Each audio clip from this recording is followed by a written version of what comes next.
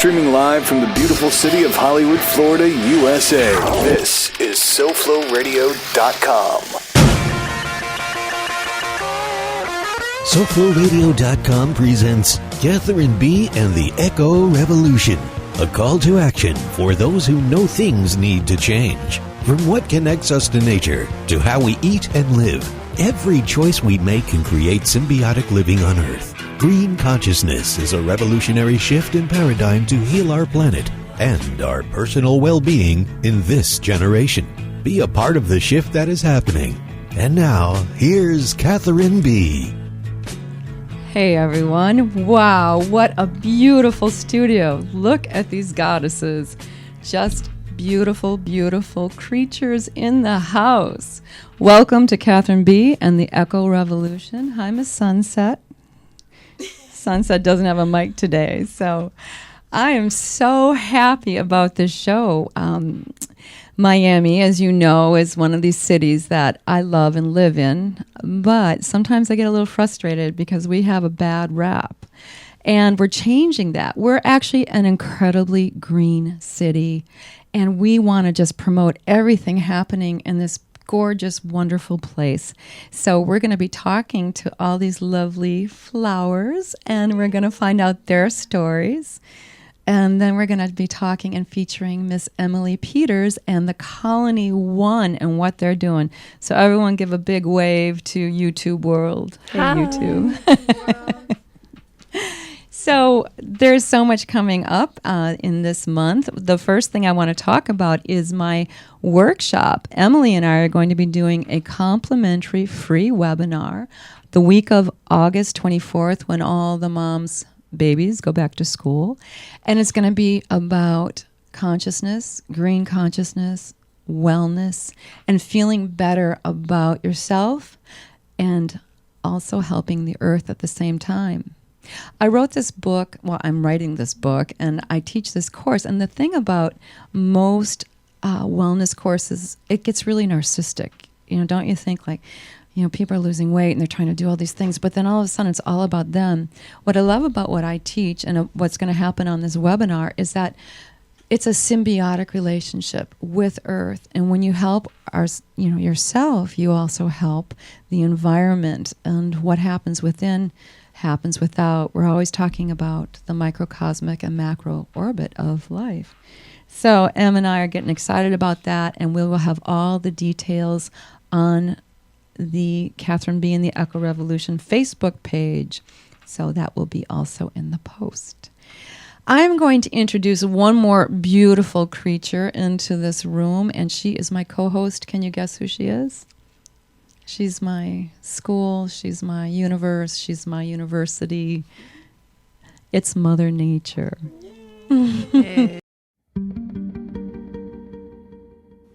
I am a flower. Yes, I'm beautiful. I've heard it before, and it never grows old.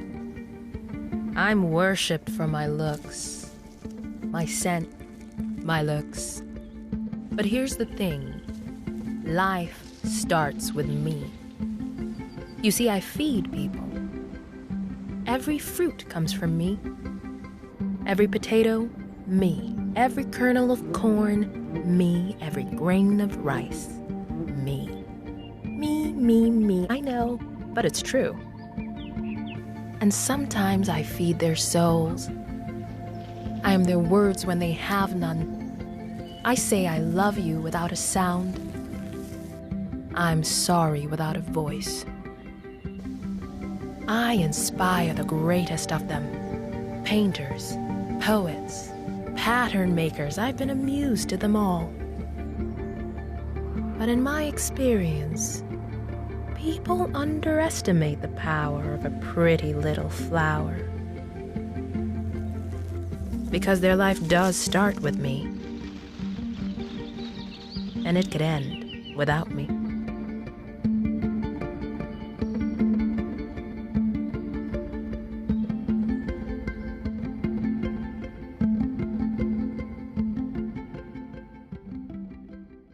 So it's important that we have this biodiversity in our flowers, our food, our soil. And I think that's why what all of us are trying to achieve here in this new consciousness is so important. So let's begin one goddess at a time with Miss Emily. I'm going to read your bio. Okay. All right. So Emily Peters is a massage therapist, a photographer, clothing designer, and sculptor, a yogini and an activist, as so many of us take the yoga path and then it leads to this conscious activism, which I think is so fascinating. She lives in Florida, right here in Miami. We're so lucky to have her. And she creates, her creative interests were prominent from a young age, where she relished hours spent timelessly drawing sunsets in the bluffs of her hometown, La Crosse, Wisconsin. I'm from Milwaukee. I knew I liked her. We have the most incredible beauty up there, and I get really homesick for it. I even miss the snow in the winters, so I'd love to see those pictures. As she grew and progressed as an artist, she adored working in clay, drawing, and painting. But the day she was introduced to metalworking changed her life. After graduating with a Bachelor of Science in Clothing Design from the University of Minnesota in the Twin Cities, Emily embarked in the world of metalwork as a jewelry designer. Her eco-friendly and organic label, the Atelier, how do I say it? Atelier. That's what I said. Consists of 3 jewelry collections. Emily's continued on that path, and her work includes a chair painted exclusively for the Haus Fashion in her signature Frenzy motif. Her Frenzy scooter featured in an advertising campaign for Kuzin footwear. Very cool. I'd love to see that. And a metal pyramid sculpture collaboration with artist Yuri Tumu was exhibited at the Scope Art Fair in 2012. So Emily discovered, like I did, through her healing abilities, dedicated from yoga and meditation, that she too got the call. And that's what I call what happened to me, leaving the corporate world into this green world of earth. And I would like to talk to her now about what we're doing to pursue that, and just hand it over to you. She also went to the same massage school as I did, the best one. Hi, Iris and Ed and Sandy, Educating Hands, which in Miami, you guys, it is the Harvard of massage. And I've worked with a lot of people from the Swedish Institute in New York at the 9/11 crisis and everything, but all the Educating Hands therapists, they just have that special gift. So yes. I'm going to hand it over to you. Tell us about yourself. Well, as you said, I grew up in La Crosse, Wisconsin, and it was a really beautiful experience. You know, we got to spend a lot of time in nature. Grew up canoeing, camping, growing a garden. I loved to water all of the vegetables. One year I watered them so much that we got zucchinis the size of baseball bats.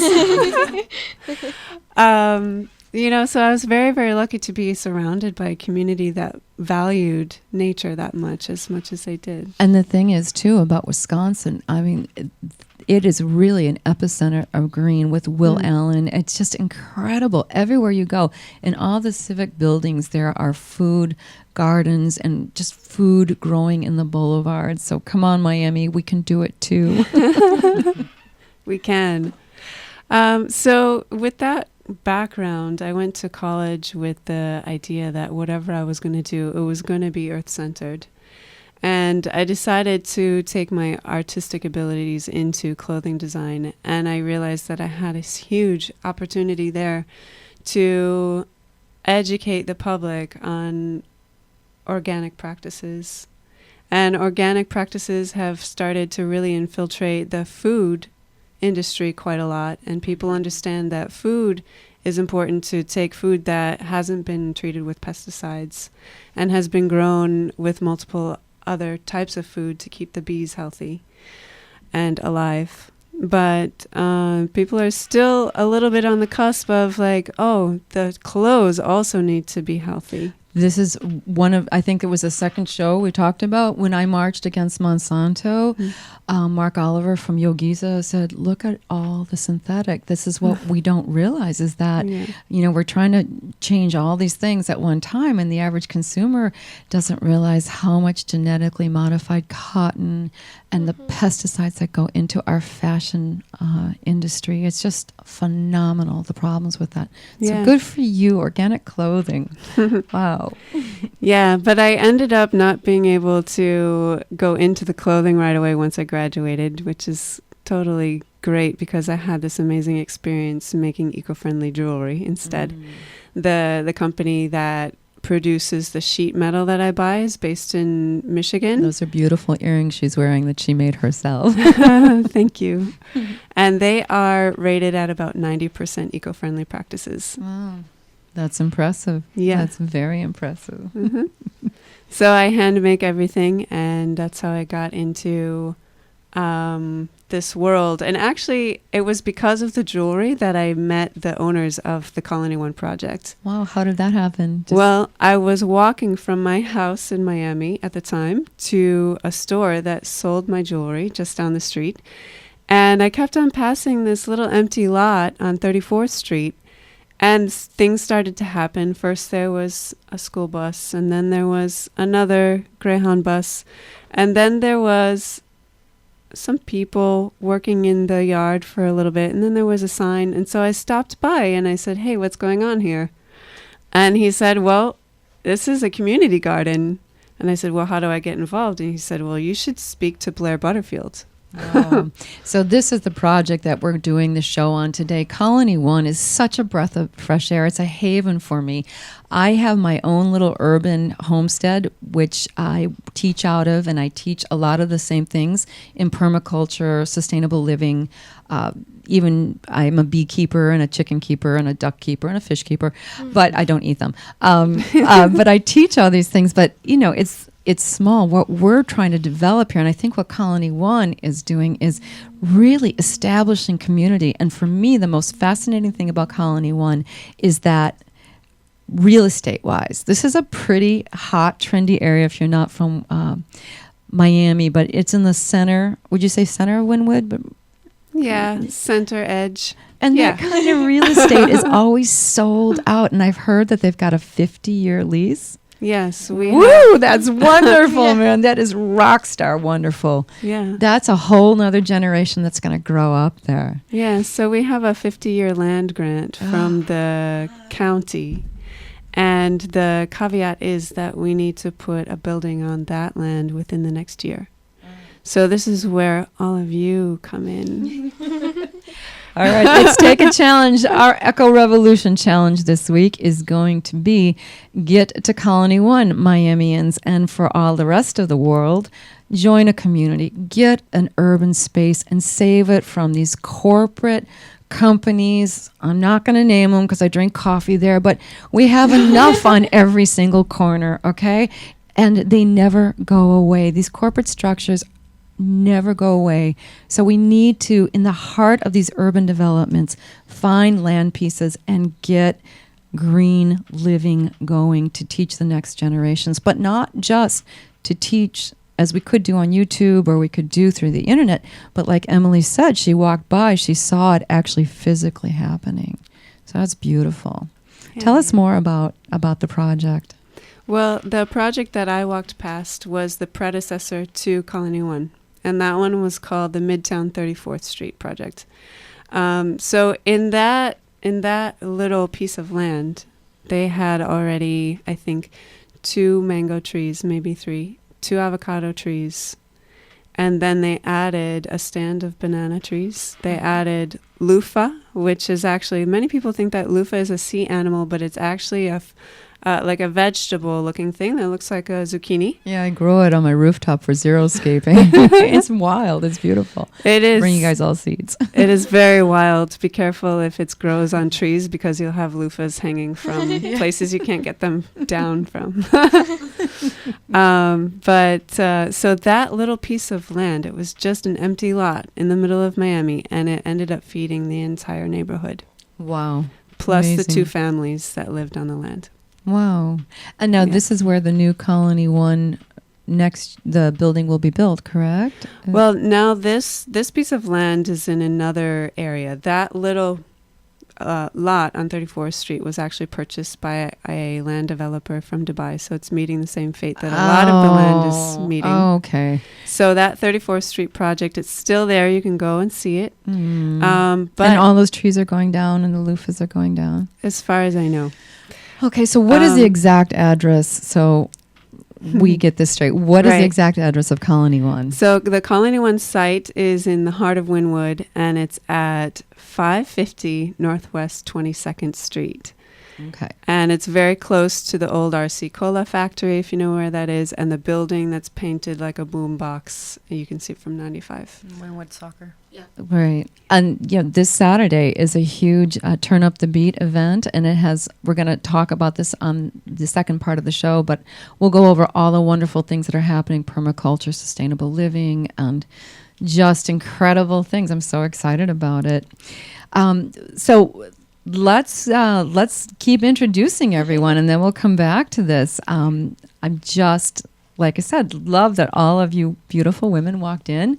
I know Stephanie from the Zen Cruise. Let's start with Stephanie. And hi. Hi, my name is Stephanie Hernandez, and I'm originally from the Poconos, Pennsylvania. Say hi to them too. Hi.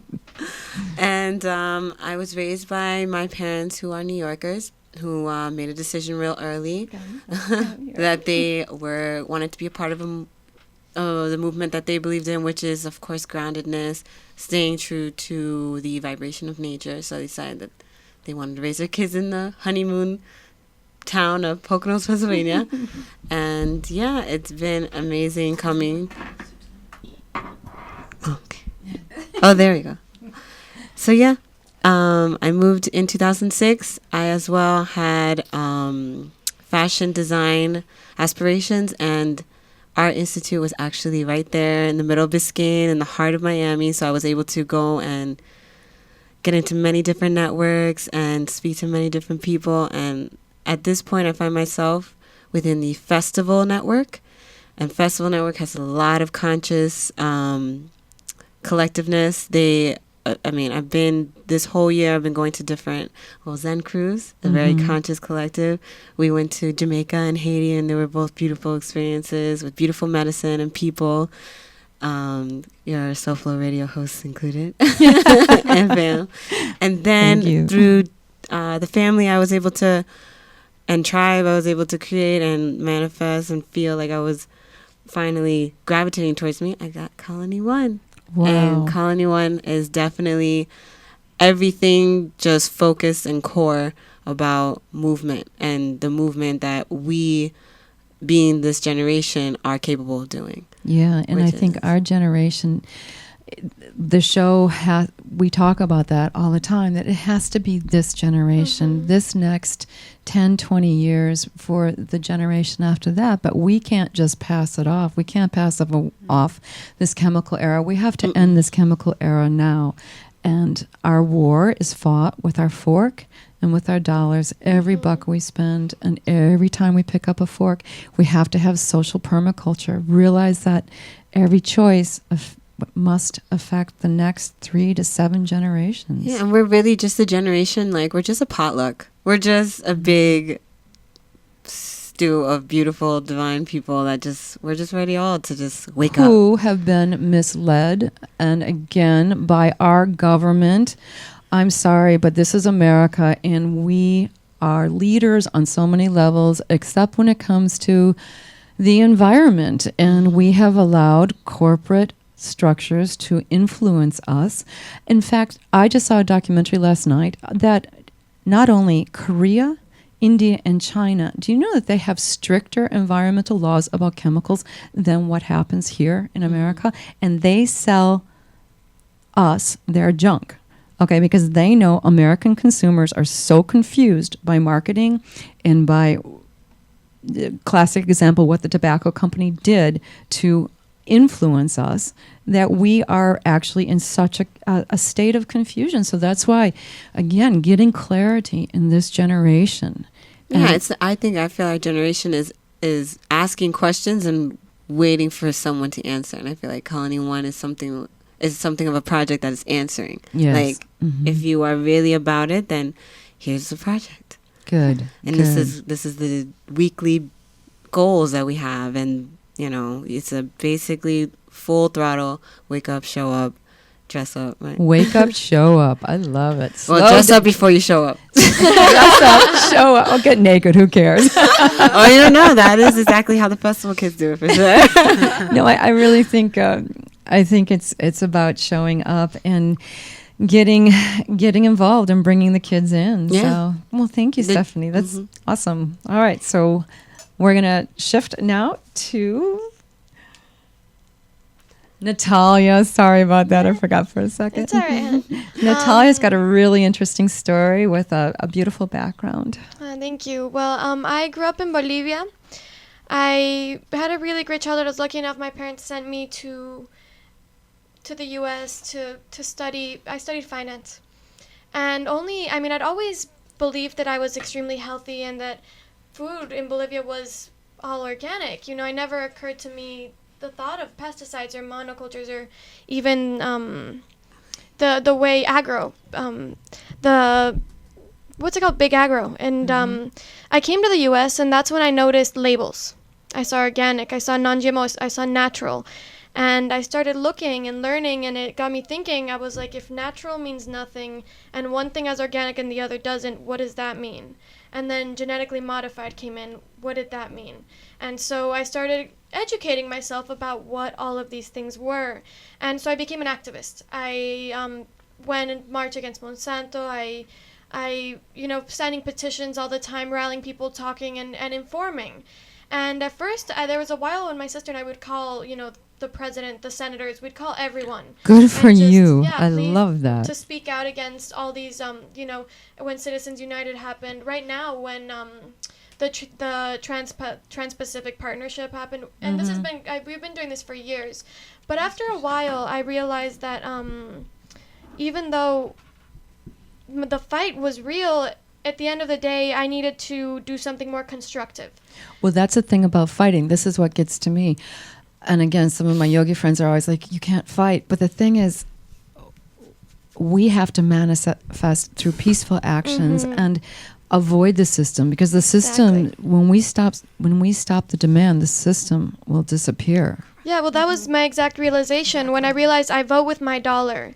And if I can get myself outside of that system, if I can say, okay, I'm not going to buy these packaged processed foods, I'm going to go into the farmer to buy food, locally sourced food in the farmer's market until the day I can grow my food. And my sister got into permaculture, and I started learning so much more there about not just sustainability, but regeneration and about emulating nature and creating systems. Exactly. And so eventually, I studied finance, so I understand the importance of, in our society, of the way it works in money and investment. But I know that I'm going to use that knowledge to create a community center, much like Colony One. Beautiful. Wholesale foods, all organic, also cleaning products and body products, because what we clean our houses with is generally toxic. The beauty products we put on are terrible for our health. They haven't and so just looking at all facets of life, making it a holistic center connected with a permaculture center. So it's very much my dream is to create what Colony One is doing in Miami, an urban oasis. And the dream is real. Yeah. And that's how they start. They start dreams, then all of a sudden the goals happen. And we were talking before the show about when you start doing this kind of work and you step out and you get back into earth and the soil and eating organic, all of a sudden you start downloading the answers to the manifestation of these projects. And that was what I think is so interesting about the shift.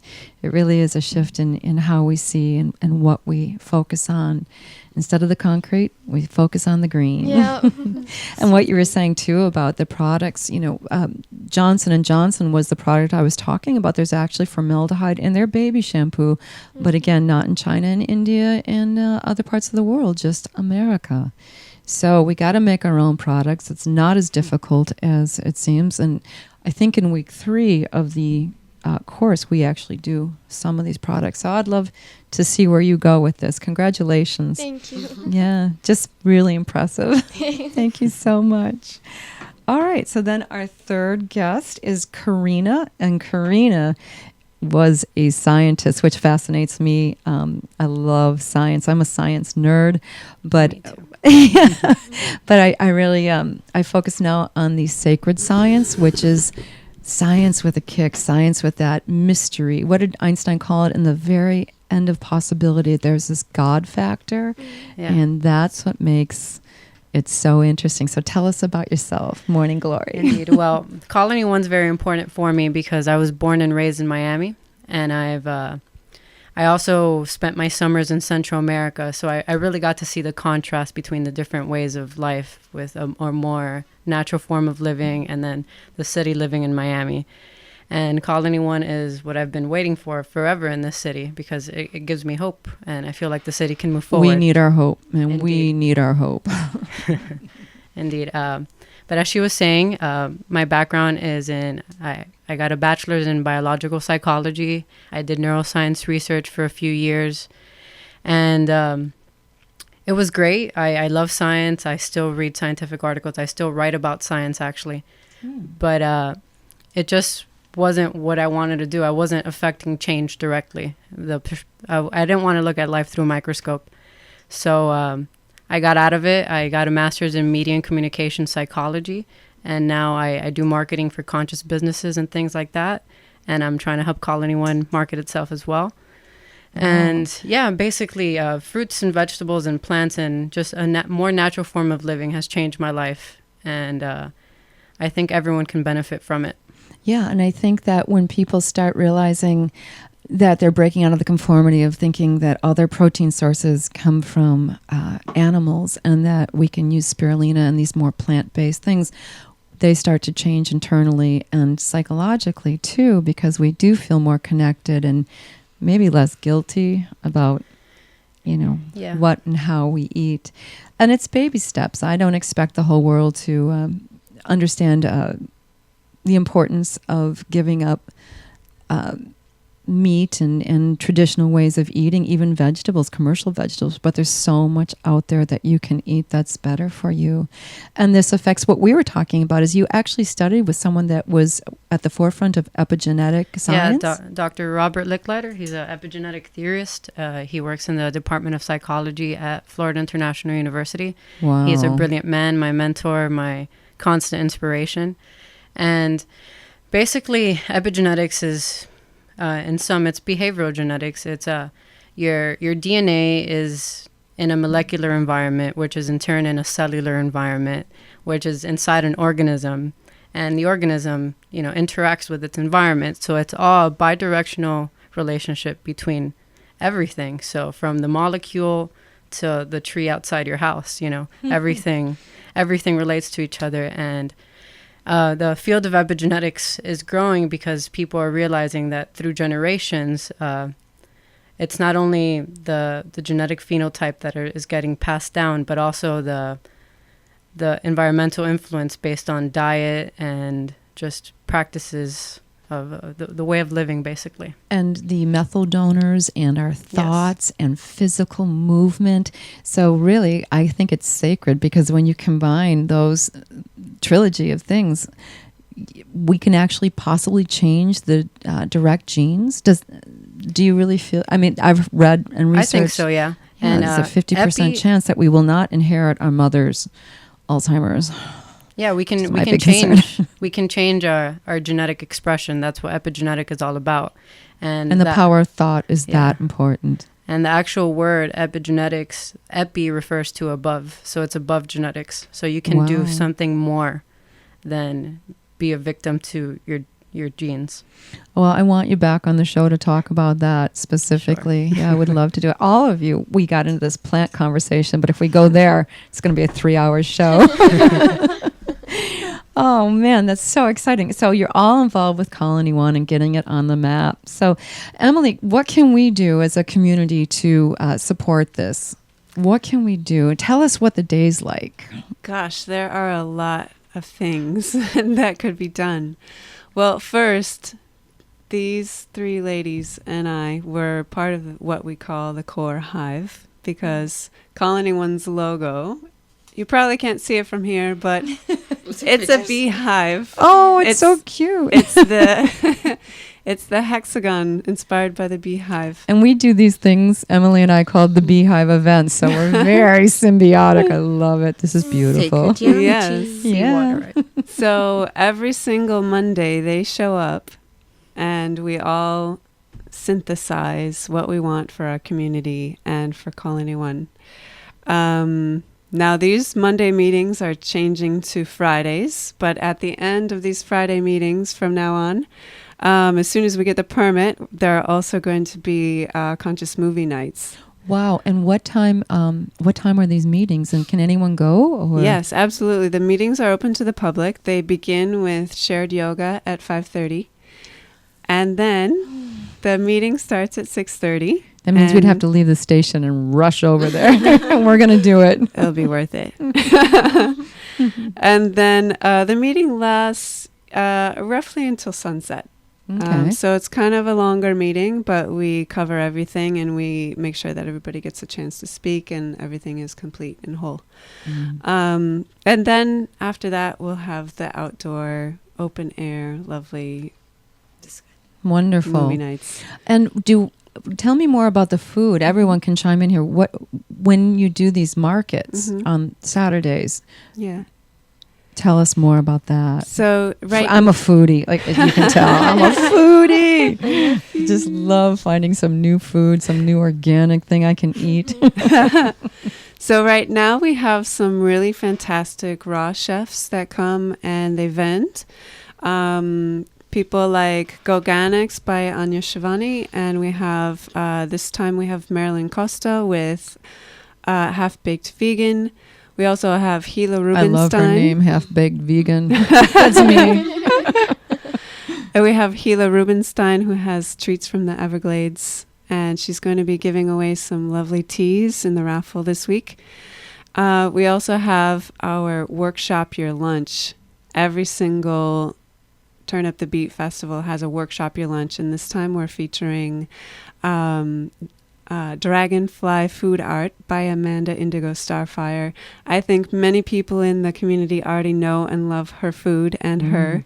And every time that's $15. That's the only workshop that costs money, because we get to experience what it's like to cook a raw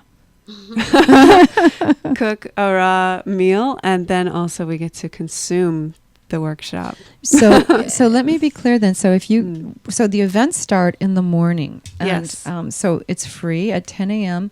We have, there's a 10, 11, a 12. We're going to go into the specifics again a little bit later. Yeah. But all of these events, except for lunch, are complimentary. That's correct? right. It's totally grassroots style. Anybody who wants to come and share their knowledge with the community, we share it with each other. So beautiful. And it comes around like a circle. Yeah. Wow. I think, again, we all unite over several things in community, but we were asking who does yoga, and in a way, there is a yoga vibe through this whole thing, but the food vibe and the growing, the inspiring thoughts, the seeding of awareness, and the actual seeding in the permaculture classes too, right? Why don't we take a break right now? We're going to show a clip of just how important and how good you can feel with so much change happening, and why the community has to get involved, because really, we are a country that's fatigued, exhausted, run on Red Bull and caffeine, and then over-medicated and ambient out at night.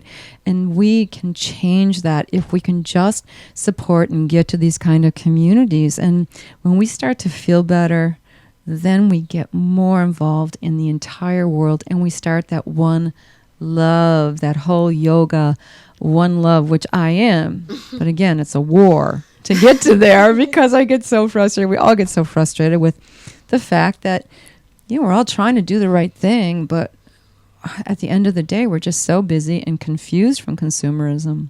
I think that's why it is such a great situation to develop the support of Mother Nature, because it is a lot to take on without that conscious helping you Yeah. with that process. And just to be around other people, just to get out of the grocery store and to get into a green market and to see also the grassroots of what's happening. Into a green coming. ambiance with Yeah. others who as well just are there. Even if you just show up and you don't have some type of focus or goal, just showing up. Just show up to shop the market. Let's Yeah, because that can change your DNA. Yeah, exactly. Right there. So we can do some epigenetics on Saturday, but here is a clip of why it's just so important. It's a call to action, guys. This is a revolution. Mama's calling.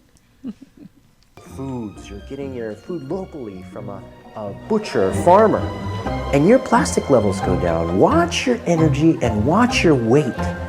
Because what happens is, once those levels go down, usually the body weight goes down too. I mean, we need to disrupt the food system. We need to completely disrupt it. And the best way to do that is through buying into your local decentralized food producers and food suppliers, through community supported agriculture, through farmers markets, through local co-ops that sell local foods. And sometimes it's a little bit more expensive, but you know what? The quality's better, you need less of it. The reason why junk food is so cheap is because corn, soy, and wheat and other monocrops are subsidized by the government. How about we take those funds and we put them into local organic farms to grow healthy food for healthy people? There are people out there funding initiatives to create exactly that change. They need our support. I believe that the power of change happens in community. That people banding together, doing things together, makes a huge difference. It's the power of social networks to change people's behavior, to get people aware of the lies that they're being told by the food industry and our government so that they can, in fact, change what they're doing. They can change what's happening in their homes. They can take back their kitchen. I think it has to happen where we live. It has to happen in our homes, in our kitchens, in our workplaces, in our schools, where we eat, live, work, play, and pray. That's where this has to happen. Since you have a prefrontal cortex, since you can think as a human, if you have $1 and you can spend it somewhere, spend it on the food that comes from someone who is not also harming you at the same time. When you do that, we can turn things around. You were going to spend the dollar either way. Spend it in the right place, and you and even your children and your grandchildren will benefit from that. You know, it's just not okay to sleepwalk through life and feeling fat and tired and looking 20 years older than you really are. There's so much light on the other side of that. We're only a few decisions away from a light filled with optimism and joy and vitality and well-being, and we need to take our power back right now. A classmate of mine from medical school, she's a physician, was doing an internship at a biodynamic farm in Washington State. And she showed up her first day and her boss said, "We're gonna work on the tilth today." And she said, "What's tilth?" And he took a handful of the soil and he held it up to her and he said, "This is good tilth." It's kind of like when you see a patient who's got good chi. You want soil that has good chi. So I feel like that is the connection between our planet and our health. When you really take care of the soil of your body, your inner ecosystem, you're also taking care of the planet. You're improving the soil that we grow our food on, that feeds us and feeds our children. One of the most interesting things that's happened in humanity is the era of chemicals in agriculture.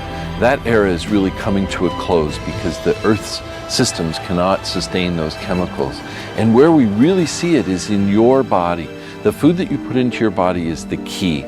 If you buy the best quality food, you can afford it because it's actually inexpensive because it's primary health care. Good food is the key to a healthy life and enjoyment. That flavor cannot be achieved in a chemical system, but an organic system can bring that flavor forth by working with nature and building a healthy, complex soil that supports the food. We're part of something much bigger than we can ever imagine. This thing called life is intricate and gorgeous and massive.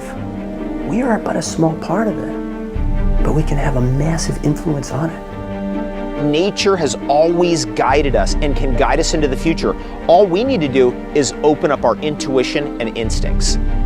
It is up to us to leave a legacy, and that legacy will grow. And if we do it correctly, we will pass on the right legacy. And I think what it all boils down to is one simple thing: respect. When we realize that nature isn't something out there beyond the city limits where the wild things roam, but it's actually in us. It's in our bodies, it's in our homes, and we're intricately connected to this amazing web of life that is planet Earth, then something shifts. And we realize that respect and love for our planet is actually protecting our own future. So a return to our origins is our hope. That is the excitement. That is exciting. It is so exciting to see, I think, all over these communities starting. And I want us as a community, Miami, to get outside. Yes, it's hot. Yes, it's a grassroots. And yes, there's not a building yet. But let's support it. Let's figure out what else we can do. Girls, what can we do? What can we do? Well, there's one activity if it's too hot for you. There's one activity that always takes place inside, and that's printing. We print our own flyers because we realize that the flyer industry is actually very detrimental to the environment. A lot of these flyers, they end up in the trash. Most of the flyers and most of the clubs in Miami go through thousands on a weekend. Yes. Yeah, I'm actually trying to make one, but this is a big problem. I haven't done it because even in my course, I don't print out things, but it's really difficult. So what are you doing? They're actually using... Yeah. Well, first bags. I handmade the stamps, and anybody can do this. You just buy some linoleum block. You can get it on Amazon. some carving tools. And it's very easy. You transfer the image. There are probably lots of tutorials online you can find if you want to learn from me, I'll teach you. It's very easy. And then you just get some screen printing ink and you start stamping away. So you make your own stamps and then we just write in all of the information for each festival. Wow. We also this is really beautiful. Thank you.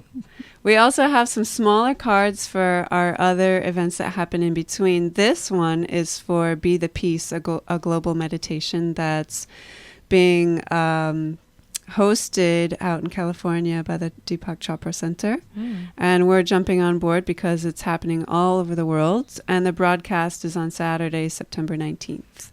Okay, Saturday, September 19th. When you say it's happening, how is it happening? It's gonna be a universe. It's a global synchronized meditation. So different cities, thousands of cities from all over the world are going to be meditating at the same time. And this year, International Day of Peace is actually September 21st. But since that falls on a Monday, they are celebrating the entire weekend, peace the entire weekend. And the synchronized meditation is at midnight GMT on September 19th, Saturday, September 19th. Okay, which GMT is General Pacific time, I think. Pacific time. Okay. Yeah. All right. So probably on YouTube or something we can find more information about this. BeThePeace.com. BeThePeace.com. But we're going to be in honor of Be the Peace International Day of Peace weekend. Peace. Colony 1 is going to be having a peace-themed Turnip the Beet festival. So all of the workshops are going to be centered on peace. And we're also going to do an early meditation because we can't all be there at midnight in the middle of Wynwood. So what time would that would be? That hasn't been decided yet, but stay tuned. We'll make it broadcast over on our Facebook page. Okay, great. They have a beautiful Facebook page. Please get involved, even for you guys not in Miami. Yeah, that's wonderful. What else can we do? Well, the entire project is completely volunteer run. So my efforts, I donate them as my volunteer time. These ladies, they show up and they volunteer all of their time. So this is truly a grassroots project. I'm going to get more involved. It's just time is such a huge commodity, and I promise I will make time to get involved. I've wanted to, and this is my effort, but I will actually physically do it too. Besides, you're so fun to hang out with. And there's also a lovely little donation button on our website. So at this moment, we have a wonderful grant from the state of Florida for new building and new construction. And so that grant gives us enough money to put the building that we've been planning. And you can see the plans for it. It's called Phase 1 under the Colony 1 heading on artofculturalevolution.org. But unfortunately, we can't put anything inside the building with that money. It just covers the costs of creating the building. So if you donate more, we want to match that grant so that we can make everything happen at once, and we can start to have all this programming happening not only during the Turnip the Beet festivals, but every single day we can have something going on. Yeah, the goal is a art and science education center to educate the local community, which is the intersection of Wynwood, Allapattah, and Overtown. So it's just a great spot. Which happen to be which kind of zones? Or would you say like those are they basically would need the most? Yeah, they're very underdeveloped, and they need this information so they can be more conscious about how they live and sustainable practices. So we're hitting the root. And we can obliterate food deserts all across Miami. Yes. And when we obliterate food deserts, we also bring back the native soil to Miami, which brings back the native microorganisms, which brings back the native birds, bees, and butterflies. So a total reset. Yeah, whenever we think of doing something like this, I think we always just think about the human element of it, but this Colony 1 is going to actually affect the Miami environment. And you plant one tree and all sorts of things begin to happen. Absolutely. So how much planting space is going to be allowed? Because I would love to get involved in that too. I do a lot of native plants that are very hard to find, native milkweeds. And this is actually a balloon milkweed. Have you ever seen that before? It gets about 6 feet tall. So I would love to give and donate those plants. Yeah, it's incredibly beautiful. The seed pods look literally like a balloon. Well, it looks like something else too. It's very beautiful. But will there be an outdoor place? Absolutely. It's also going to be an urban farm. Animals? Perhaps. Oh, if Ray can do it, you got to get the city to commission that. You've got to get the animals in, because we could teach so much with that. Egg culture, you know. Yeah. And right now, the project owners, Blair Butterfield and Nando Jaramillo, and their family. Emily was telling me the story of these two, just really quick. Something about a minibus and... Sure. Okay, tell us the story. It's a full-size bus, but it's a school bus, regular yellow school bus. They fitted it so that it's a complete home inside. Nice wood floors. They have a kitchen. They have bathroom, I believe. They have beds. And are they living in this now? Or right now they just built a tiny home, also a tiny house, also on their property in Homestead. Oh. And so for the last year they have been living in the bus again. Wow. And I wanted to convert one of these double-deckers and take gardening on the double-decker side, but to convert it to vegetable oil. So if anyone does know how to do that, please call in. I need to convert double-decker bus to vegetable oil. So they started homeschooling too, you said? Or they were just off the grid, basically? Yeah, they were off the grid. When they first built the bus home, they toured the country. And they got involved with many other. There's a subculture of many people who live on buses, so they went into that subculture. I didn't know I was part of something. If you stop by the Turnip the Beet festival on Saturday, you can see the book that they made about their journey. I'm in bee college this weekend, and I'm going to become a master beekeeper. And thank you. So excited about it. It's really amazing because I'm being taught it right now, and my hive was about to swarm because I have an old queen. So it's fascinating. But if not, I would be there. So next one, I will definitely be there. So cool. Okay, tangent. We'll talk about bees on another show. So back to what they're doing. But we could bring bees to Colony 1. Absolutely. Yeah. Right now they have some acres, I don't know how many, but in Homestead, and that's where they're doing CSA, which CSA stands for Community Supported Agriculture. And so basically what happens is citizens buy shares of the agriculture, of the fruits and vegetables that they grow. And then once everything becomes ripe and they pick it, the shares are distributed to the people who invest in the agriculture. Well, this brings me to one of the things. What do you think is the biggest problem to the work that Colony One wants to do, and to this? For me, what you just said is that it's so easy to just go and buy commercial because convenience is the big American way. Don't you agree? And so CSAs and all these things, it's really convenient. And I think that everyone should explore it. So how would they get a hold of the CSA part? How do you join a CSA? Okay, well, there are a lot of CSAs around town, and I think that Colony One CSA, it may be full, but there may be a couple of slots left. So if you would like to join the Colony One CSA, you can email Blair at artofculturalevolution.org. Okay, we'll put that on a Facebook post too. We'll get that specifically. And then there are many other CSAs around town. You can check in with them too to see if they have space available. There's Tina's Pride, and that's Tina spelled with 2 E's.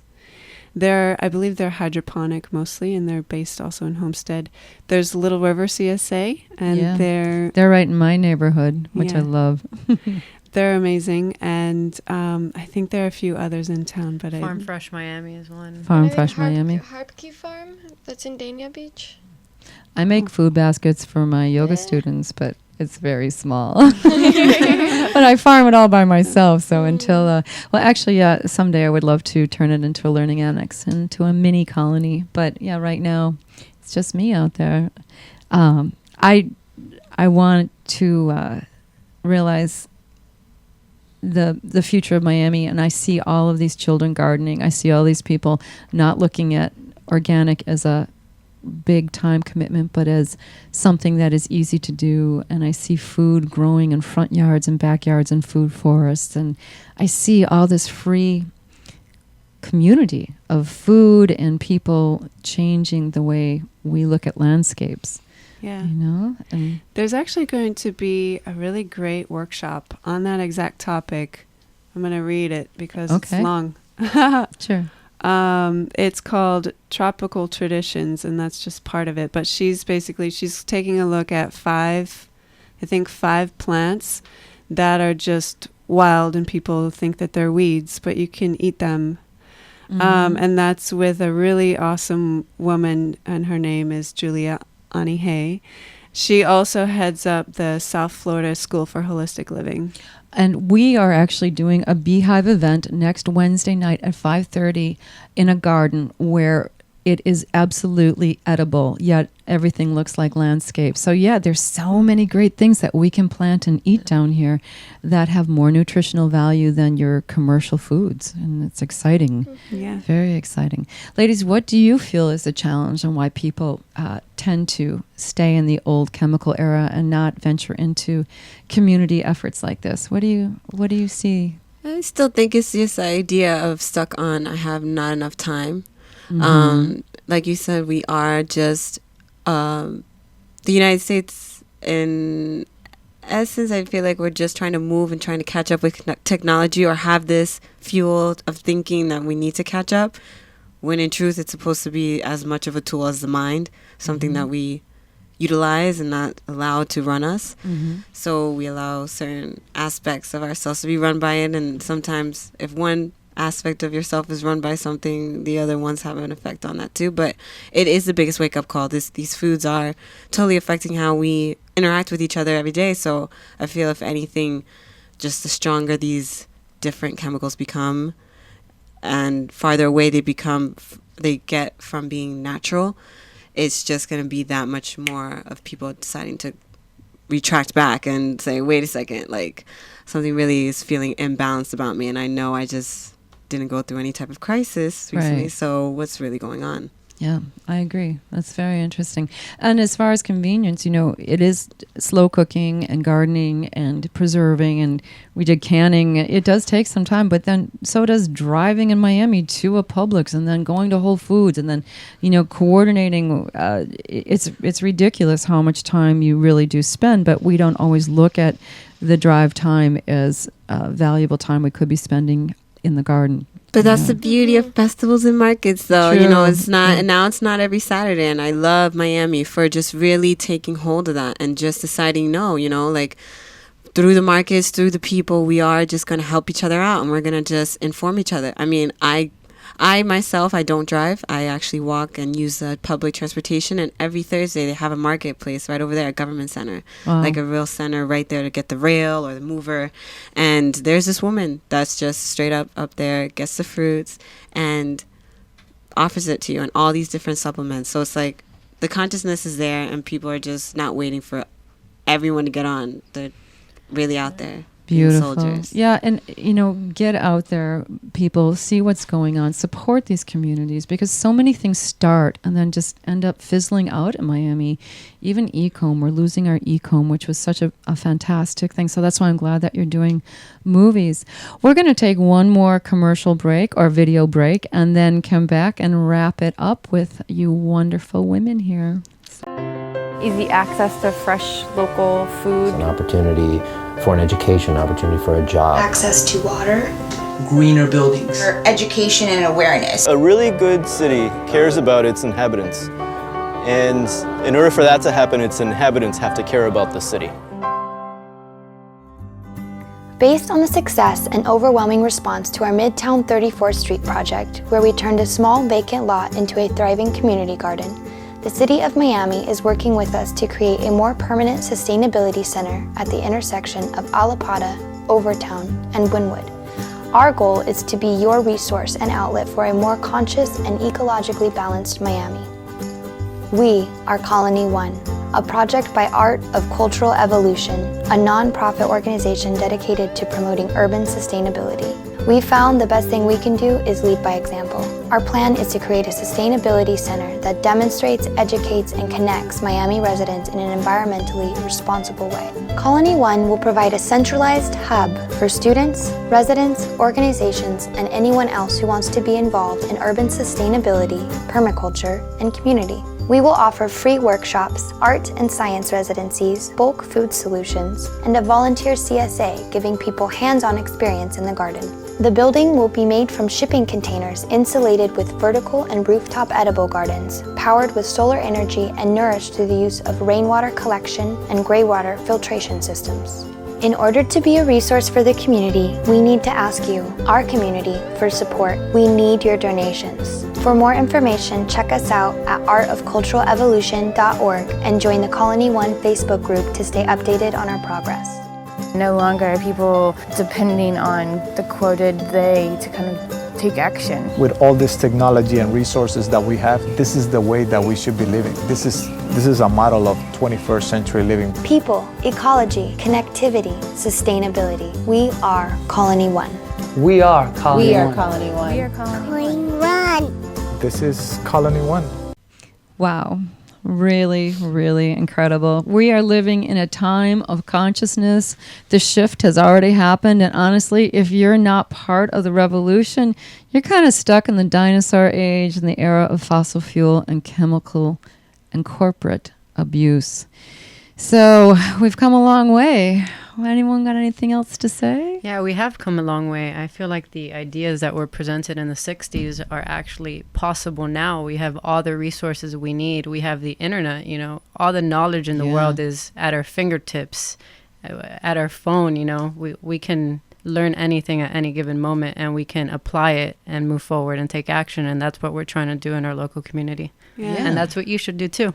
I agree. And also in South Florida, we have a really unique ecosystem here because we can plant things year round.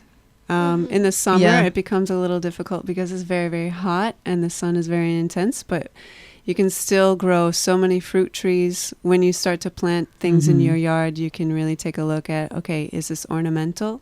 Is this going to serve a greater purpose? Can I eat it too? But there's no reason why, and what I do in my landscape business is I make it look beautiful so that the city leaves you alone, but at the same time you can eat so much, and you can plant all year. It is just really challenging, but the main thing that you do is, I think, fix the soil and plant the little microorganisms and herds, and that's beautiful. And once you do that, also it goes a step further, because we're all living on top of our own aquifer.